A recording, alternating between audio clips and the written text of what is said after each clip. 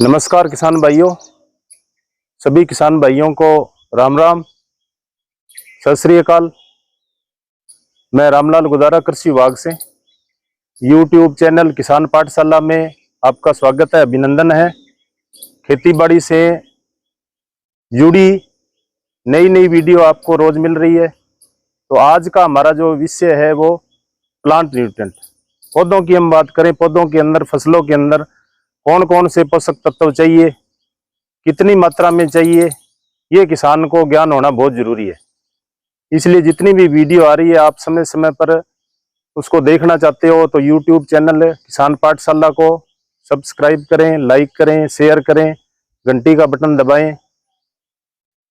तो जो मुख्य विषय है आज हमारा, पौधे के आवश्यक पोषक तत्व, इनके बारे में चर्चा करेंगे। सर्वप्रथम पौधों के पोषक तत्वों के बारे में 1954 में कैलिफोर्निया एक प्रांत है अमेरिका में, वहां पर रिसर्च हुई। वहां के दो वैज्ञानिक थे, आर्नोन और स्टाउट। उन्होंने इसके ऊपर अध्ययन किया और उन्होंने आवश्यक पोषक तत्वों की संख्या 16 बताई। वर्तमान में पोषक तत्वों की संख्या है वो 17 है। 17 पोषक तत्व निकिल है। इसलिए इन चीजों का किसान भाइयों का ज्ञान होना नितांत आवश्यक है। आर्नोन और स्टाउट ने जो 16 पोषक तत्व बताए, उन्होंने इसके बारे में 3 सिद्धांत दिए, 3 प्रिंसिपल बताए। पहला सिद्धांत तो उन्होंने ये बताया, किसी एक पोषक तत्व की कमी होने पर पौधा अपना जीवन चक्र है वो पूरा नहीं कर पाता, यानी जीवन चक्र उसका अधूरा रह जाता है। दूसरा सिद्धांत इन्होंने बताया था, किसी एक पोषक तत्व की कमी होने पर उसकी आपूर्ति उसी पोषक तत्व से होगी, दूसरे से नहीं। जैसे जिंक की कमी होगी तो अपने उसको पोटाश से पूरा नहीं कर सकते, पौधे को जिंक ही देना पड़ेगा। तीसरा सिद्धांत इन्होंने दिया था, पोषक तत्व जितने भी है पौधों की आवश्यक, वो पौधे की चयापचयी क्रियाओं यानी मेटाबॉलिक प्रोसेस में सीधा भाग लेते हैं। जैसे जिंक की बात करें तो ये पानी चूसने में सहायक है। बोरोन है, ये पोलिनेशन में मदद करता है। बोरोन है वो जो परागनली है उसकी लंबाई को बढ़ा देता है, जिससे हमारे फल का विकास है वो ज्यादा होता है, टिंडे का आकार बड़ा होता है, दाने बड़े साइज के मिलते हैं। पोलिनेशन में ये सहायक है। वर्तमान में 17 पोषक तत्व है, तो उनको हम 4 भागों में बांट करके अध्ययन करेंगे। पहला जो भाग है उसका है प्राकृतिक तत्व। वो भगवान पौधे को फ्री देता है, हमें देने की जरूरत नहीं है। तो जो प्राथमिक प्राकृतिक तत्व है वो 3 है, कार्बन है, हाइड्रोजन है और ऑक्सीजन है। पौधे का लगभग 95% भाग है वो इन 3 तत्वों से मिलकर बना होता है।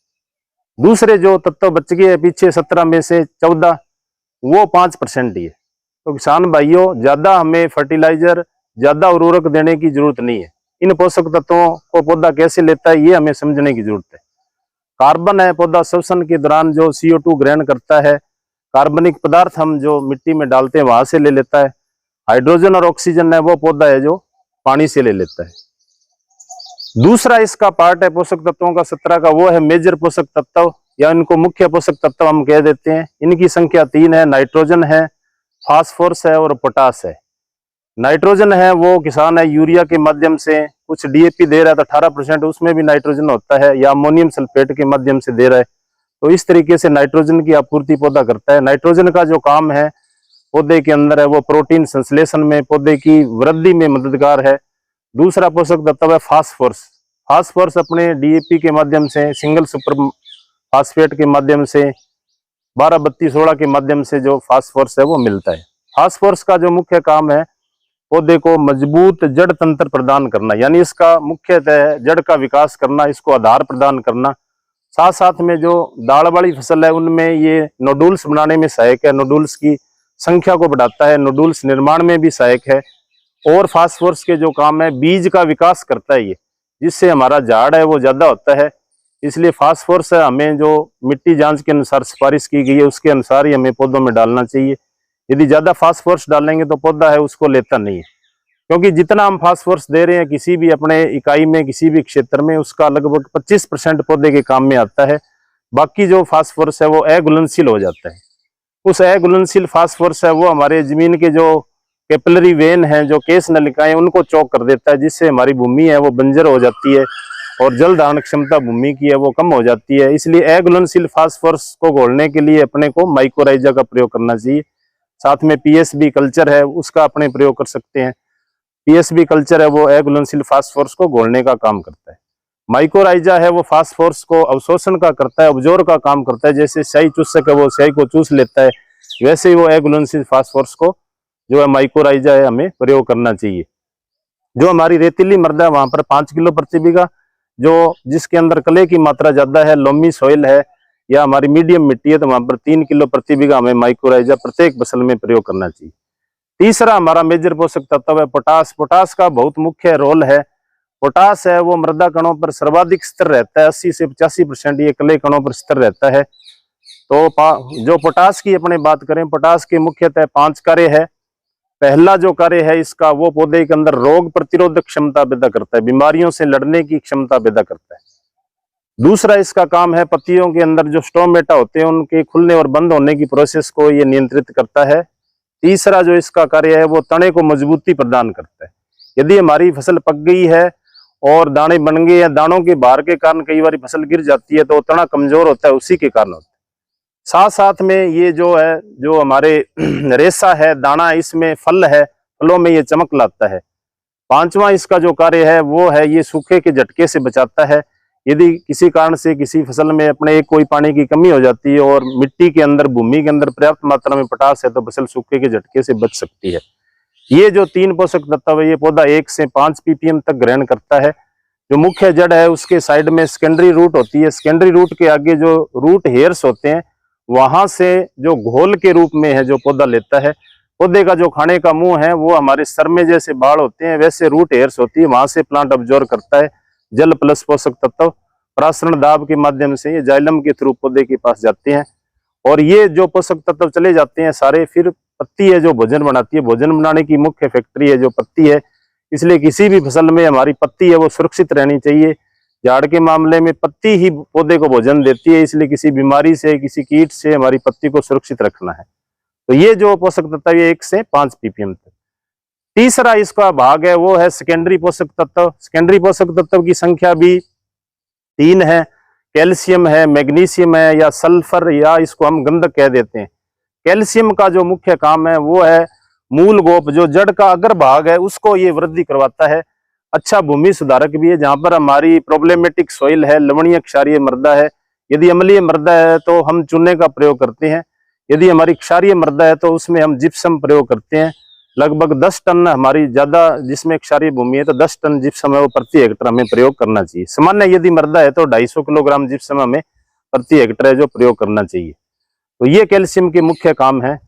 साथ में जो हमारा दूसरा सेकेंडरी न्यूट्रिएंट है या द्वितीयक पोषक तत्व जिसे हम गौण पोषक तत्व कह देते हैं वो है मैग्नीशियम। मैग्नीशियम का किसान भाइयों क्या काम है, जितना भी आप ये हरी पत्तियां देख रहे हो ये मैग्नीशियम के कारण ही होती है। जब पौधा भोजन बनाता है, जब फोटोसिंथेसिस करता है तो हमें 4 चीजें पौधे को चाहिए। एक तो मैग्नीशियम चाहिए, एक सनलाइट, कभी भी जो पौधा है वो अंधेरे में भोजन नहीं बनाता है, सूर्य का प्रकाश उसके लिए जरूरी है। साथ में CO2 चाहिए और साथ में चौथा है वो जल चाहिए। ये 4 चीजें मिलकर के और पत्ती भोजन बनाती है। फिर पौधे का कार्बोहाइड्रेट बनता है C6H12O6। इस तरीके से ये जो है फोटोसिंथेसिस में मददगार है। तीसरा जो सेकेंडरी न्यूट्रिएंट है वो हमारा सल्फर है। सल्फर भी फसलों के लिए बहुत जरूरी है, विशेषकर तेल वाली फसलों के लिए, क्योंकि वो तेल की मात्रा को बढ़ाता है। लहसुन और प्याज में ये गंध को बढ़ाता है और ये भूमि में जो पीएच है उसको मेंटेन करता है। पीएच में ये रेगुलेटर का कार्य करता है। जैसे पंखे में रेगुलेटर होता है, स्पीड को बढ़ा भी देता है और कम भी कर देता है, तो ये सल्फर का काम है। यदि पीएच बढ़ा हुआ है तो उसको कम कर देगा, कम है तो उसको बढ़ा देगा। इस प्रकार ये सल्फर है हमारी भूमि के लिए। ये जो 3 सेकेंडरी पोषक तत्व हमने जिसके बारे में जानना है, ये जो पौधा है लगभग 0.02 से लेकर के 0.5 ppm तक ग्रहण करता है। ppm का मतलब है पार्ट पर मिलियन, यानी एक भाग कोई पोषक तत्व या रसायन 10 लाख भाग पानी, उसे हम ppm कहते हैं। तो ये पौधा इस तरीके से जो हमारे द्वितीयक पोषक तत्व है उसके बारे में चर्चा की। जो अंतिम चौथा पार्ट है उसमें 3 हमारे फरी वाले हो गए, 3 मेजर पोषक तत्व हो गए, 3 सेकेंडरी 9 हो गए। पीछे जो 8 पोषक तत्व बच गए हैं वो पोषक तत्व बहुत ही महीन मात्रा में पौधा लेता है, 0.02 से लेकर के 0.005 ppm तक, यानी बहुत ही कम मात्रा में। ज्यादातर किसान इनका ऊपर से फोलियर स्प्रे करते हैं। तो इनकी 8 की यदि हम बात करें तो इसमें लोहा है, तांबा है, जस्ता है, मैग्नीज है, मोलिब्डेनम है, आपके जिंक है, बोरोन है, क्लोरीन है और अंतिम जो 17वां पोषक तत्व है वो निकेल है। तो ये भी पौधे के लिए बहुत जरूरी है, पौधे के विकास के लिए। जैसा कि हमने पहले चर्चा की थी, किसी एक पोषक तत्व की कमी होने के कारण पौधा अपना जीवन चक्र है जो अधूरा छोड़ देता है। इसलिए हमें संतुलित मात्रा में इनको पौधों को उपलब्ध करवाना है। जो सूक्ष्म पोषक तत्व है उनकी हम चर्चा करेंगे। जैसे आपकी जिंक की बात करें, जिंक है वो पानी चूसने में मददगार है, बोरोन है वो पोलिनेशन में मदद करता है। इसी तरीके से मोलिब्डेनम है, मोलिब्डेनम का मुख्य कार्य है जो दाल वाली फसलें है उनकी जड़ों में नाइट्रोजन स्थिरीकरण में मदद करता है, क्योंकि हवा में 78% नाइट्रोजन है, तो उसको ये फिक्सेशन करा करके और पौधों को नाइट्रेट के रूप में, वो अमोनिया के रूप में आती है, फिर नाइट्राइट में और फिर नाइट्रेट के रूप में पौधों को मिलती है। इसी तरीके से बोरोन की बात करें तो ये जो दाल वाली फसलें होती है उनके नोडुल्स जड़ बनाने में भी मदद करता है, गांठें और गांठों की संख्या को भी बढ़ाता है। इसकी कमी से हमारे फल वृक्षों में है जो फल फट जाते हैं। तो बोरोन भी हमें, यदि कोई किसान फोलियर स्प्रे में देना चाहिए तो इसकी आधा ग्राम जो डोज है 1 लीटर पानी में, 100 लीटर पानी हमारे पास है तो उसमें 50 ग्राम बोरोन है डोज रखनी है। इसी तरीके से अन्य सूक्ष्म पोषक तत्वों की हम बात करें तो सभी का अलग अलग रोल है। मैंगनीज है वो भी फोटोसिंथेसिस में मदद करता है, हमारी चारे वाली फसलों के लिए बहुत जरूरी है। तो इस तरीके से हम सूक्ष्म पोषक तत्वों की जो मात्रा है वो हमें देनी चाहिए। लगभग जो बाजार में हमें सूक्ष्म पोषक तत्व मिल रहे हैं 5 किलोग्राम प्रति बीघा हमें इस्तेमाल करनी चाहिए। जिंक यदि हम डालना चाहते हैं तो 33% जिंक है वो 3 किलोग्राम प्रति बीघा के हिसाब से, और जो हमारी 21% जिंक सल्फेट आती है वो 5 किलोग्राम प्रति बीघा के हिसाब से हमें खेतों में प्रयोग करनी चाहिए। अब जो हमारी भूमि की हम बात करेंगे, इसमें कौन कौन से, ज्यादातर इनकी चर्चा हम जो कर रहे थे, कौन से पोषक तत्व की ज्यादा कमी है। जो मृदा स्वास्थ्य कार्ड मिट्टी के बनाए गए थे उसमें जो कंक्लूजन निकल के आया था सामने, एक तो हम मृदा के अंदर जो कमी है सबसे ज्यादा वो है जैविक कार्बन की। जैविक कार्बन किन चीजों से बनता है? जो हमने खरपतवार मिट्टी के अंदर मिला दिए, पौधों के अवशेष मिट्टी के अंदर मिला दिए, जो हमने कार्बनिक खादें प्रयोग की है, गोबर की खाद है, कंपोस्ट खाद है, हरी खाद का हमने प्रयोग किया है, जो गोबर गैस संयंत्र से सैलरी बचती है उसका प्रयोग किया गया है, कैक्स हमने डाली है, खलियां डाली है, जो हमने बायो फर्टिलाइजर डाले हैं, ये सभी जैविक कार्बन को बढ़ाते हैं। तो किसान आजकल है जो गोबर की खाद का प्रयोग कम कर रहे हैं, फसल अवशेषों को भी जमीन में कम मिला रहे हैं, तो जैविक कार्बन की मृदा में कमी है। लेबोरेटरी में जब जांच हुई है तो उसमें लगभग 0.2% है, कहीं इससे भी कम आ रहा है। इसको हमें बढ़ाने की आवश्यकता है। जैविक कार्बन है मृदा में 0.5 से लेकर के 0.75% होना चाहिए। तो ये हमारी जो भूमि है, भूमि के जो सूक्ष्म जीव है वो एक्टिवेट रहते हैं, क्योंकि एक हमारे पास नेचुरल मिट्टी है, प्राकृतिक मृदा है, तो उसमें लगभग 1 ग्राम यदि मृदा की हम बात करें तो 1 × 10⁻10 CFU कॉलोनी फॉर्मिंग यूनिट, यानी लगभग 1 ग्राम मिट्टी में 1 अरब बेनिफिशियल बैक्टीरिया है। ज्यादा फर्टिलाइजर डालने से इनकी संख्या है वो कम हुई है। तो हमें ऑर्गेनिक कार्बन बढ़ाने की आवश्यकता है। ये हम बढ़ा सकते हैं हरी खाद का प्रयोग करके, गोबर की खाद का प्रयोग करके, कंपोस्ट खाद, विभिन्न प्रकार की खलियां हैं जैसे बिनोले की खली, नीम की खली, मूंगफली की खली हम डालते हैं तो उसमें नाइट्रोजन लगभग हमें 7.28% सबसे ज्यादा मिलता है। इसी तरीके से कंपोस्ट यदि हम डालेंगे तो कंपोस्ट में पोटास की मात्रा ज्यादा होती है, 2.3% के आसपास होती है। गोबर की खाद है तो उसमें हमें NPK मिलता है, 0.5% है जो नाइट्रोजन है, 0.25% फास्फोरस है, 0.5% पोटास है। तो ये जो हमारे मित्र सूक्ष्म जीव है भूमि के अंदर, उनका भोजन है। DAP यूरिया कभी भी नहीं लेते हैं। DAP यूरिया की तो फॉर्म चेंज करने में ये बैक्टीरिया हमारे सहायक होते हैं। एक बार रोक दे। मृदा स्वास्थ्य कार्ड की हमारी बात चल रही थी, जिसमें जैविक कार्बन है वो मृदा में बहुत कम है, इसलिए हमें बढ़ाने की जरूरत है ताकि हमारे बीमार मिट्टी है उसको हम ठीक कर सकें, जो हमारी फसलों के अनुकूल हो सके। इसी तरीके से भारतीय मृदाओं की हम बात करें तो इसमें जो कमी आ रही है वो सूक्ष्म पोषक तत्व आयरन की बहुत कमी है।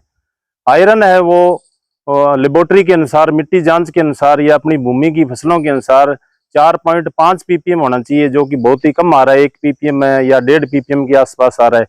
इसलिए हमें आयरन का प्रयोग करना चाहिए। जमीन के अंदर है आयरन है वो पौधों के अंदर है जो ऑक्सीजन का वाहक है, भोजन बनाने में भी ये मदद करता है। तो आयरन है हमें 10 किलोग्राम प्रति बीघा के हिसाब से है वो फेरस सल्फेट का प्रयोग जमीन में करना चाहिए, जिससे आयरन की पूर्ति हो सके।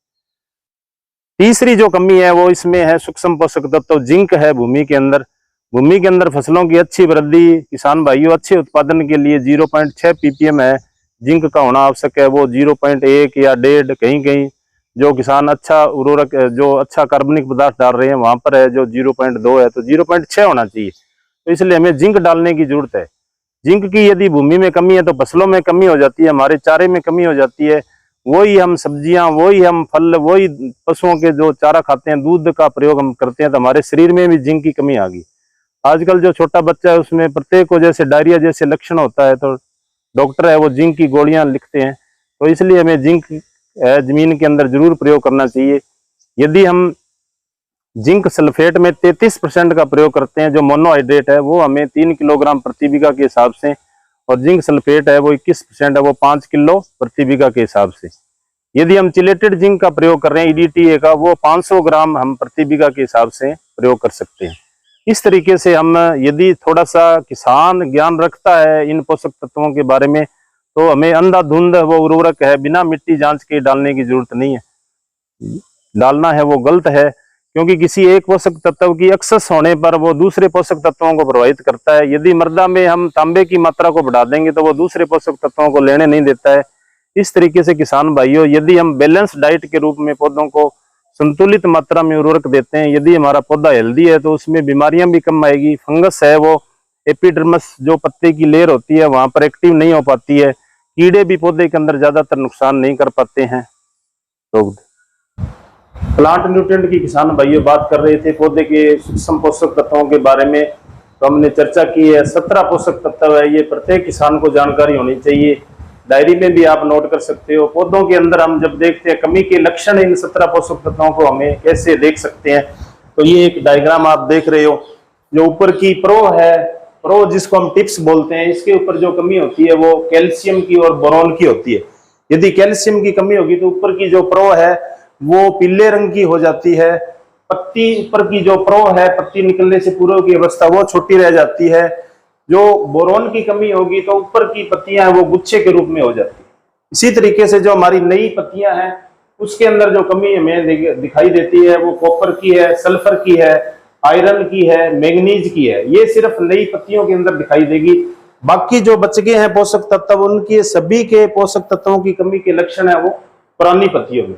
जैसे किसी फील्ड के अंदर हम जा रहे हैं तो यदि हमें पेचेज में कहीं पीलापन दिखाई दे रहा है और नई पत्तियों के आसपास घनी पत्तियों से थोड़ा नीचे दिख रहा है तो वो जिंक की कमी है।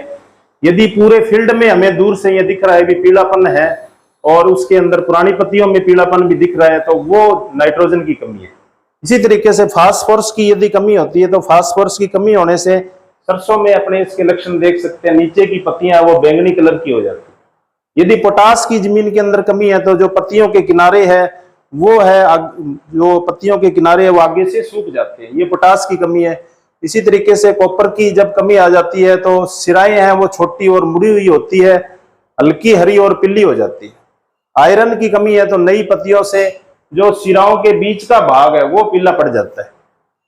इसी तरीके से सल्फर में ऊपर की पत्तियां वो कम हरापन हो जाएगा, व्हाइट कलर की हमें दिखाई देने लग जाती है। इसी तरीके से मैंगनीज में नई पत्तियों की सिराएं हैं वो भूरे रंग की हो जाती है।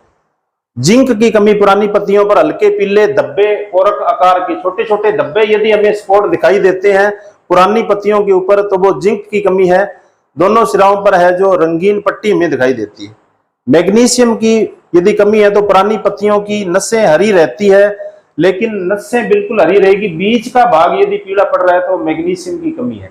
तो इस तरीके से किसान भाइयों हम पोषक तत्वों के बारे में थोड़ा सा ध्यान रखेंगे तो हमारी फसल है वो हेल्दी रहेगी, कीट बीमारियों से दूर रहेगी। क्योंकि जितना हमारा पौधा मजबूत होगा, पौधा ताकतवर होगा, इतने ही कीड़े बीमारी उसको कम नुकसान पहुंचाएंगे।